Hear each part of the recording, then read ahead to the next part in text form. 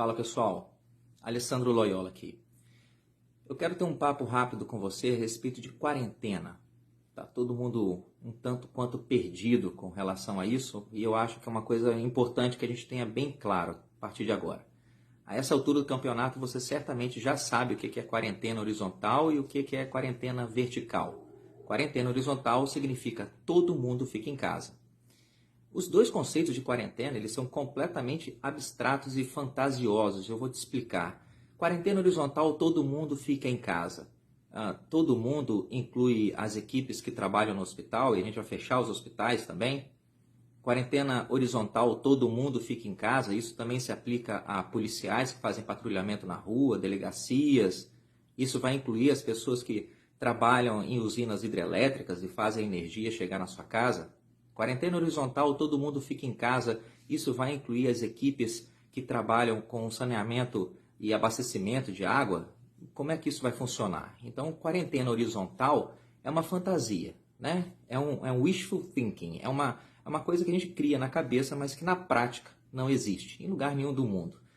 Quarentena horizontal, todo mundo fica em casa, então até as pessoas do governo e as pessoas que fazem transmissão de televisão também têm que ficar em casa. Não, isso não vai funcionar. Em lugar nenhum do mundo isso funciona. É um conceito abstrato, ok?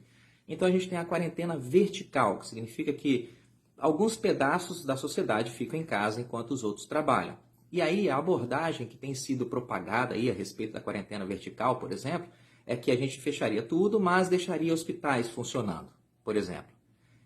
Esse tipo de raciocínio da economia planificada, onde um centralizador consegue determinar quais setores vão ficar funcionando ou não, isso é o tipo de delírio, de fantasia alucinada que ocorre na cabeça de pessoas socialistas.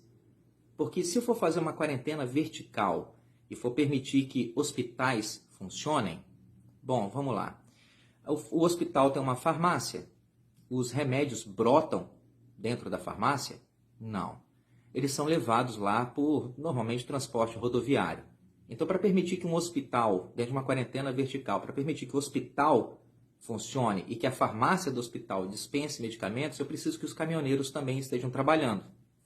Só que para o caminhoneiro trabalhar, ele vai precisar de posto de gasolina, ele vai precisar restaurante no caminho, ele vai precisar de alguns mecânicos que prestem assistência se eventualmente o caminhão dele der problema. Então, uma quarentena vertical para abrir uma farmácia de hospital, eu vou precisar que caminhoneiros, restaurantes, postos de gasolina e oficinas mecânicas continuem funcionando. Bom, e aí a gente tem a moça que trabalha na farmácia do hospital e que dispensa os remédios, né? Que entrega os remédios. Como é que essa moça chega no trabalho? Provavelmente ela chega lá de ônibus. Então, para que a farmácia do hospital funcione, eu vou precisar também que as empresas de ônibus continuem funcionando. Mas essa menina só consegue pegar o ônibus e ir para a farmácia do hospital porque tem uma creche que fica com os 2 filhos pequenos dela. Então, para a menina trabalhar, eu preciso que as empresas de ônibus e as creches continuem funcionando. Então, simplesmente para abrir um hospital, eu mexo com incontáveis elos do setor econômico. É quase impossível você fazer uma quarentena vertical abrindo setorizadamente a economia, porque está tudo linkado, está tudo interligado. A única maneira de você fazer uma quarentena vertical que seja factível, que seja prática, que seja real, é se você determinar que frações da população de risco fiquem em casa e todo o resto trabalha.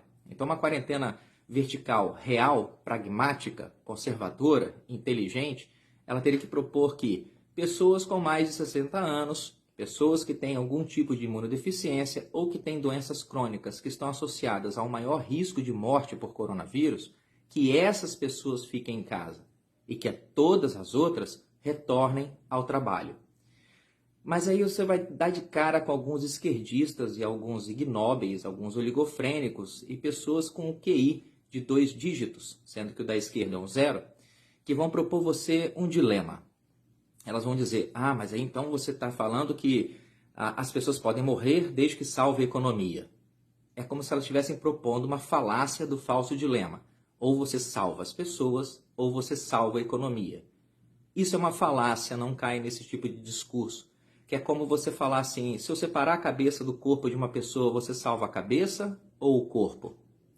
Não faz sentido, porque se você separar o corpo da cabeça, a pessoa perdeu a vida e não adianta você escolher um ou outro. Você não vai conseguir salvar a pessoa porque você segurou a cabeça num cesto. Então, quando a gente cria essa dicotomia, salvar as pessoas ou salvar a economia, isso é uma falácia do falso dilema, porque não existe esse dilema ético-moral. A economia precisa das pessoas para andar e as pessoas precisam da economia para sobreviver. Não existe esse dilema.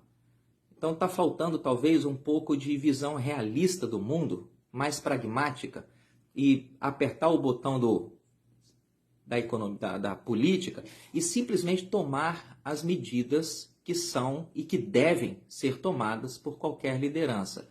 Estabeleça uma quarentena vertical, determinando a faixa etária e os grupos de risco, faz esse pessoal ficar em casa e deixa a economia andar. E esse tipo de cronograma deveria ser comunicado pelo governo explicitamente, dando o dia e a hora.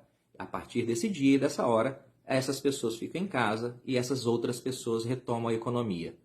Ficar postergando essa coisa, falando que tem que evitar a sobrecarga para não colapsar o sistema de saúde, ou que eles estão esperando o achatamento da curva, ficar propagando esse tipo de coisa e adiando a decisão que é inevitável, é simplesmente condenar pessoas e economia a um destino muito ruim. Eu rezo para que o governo entenda isso e o quanto antes eles uniformizem o discurso, para que as coisas que devem ser feitas sejam feitas. Tá faltando testosterona lá no Planalto?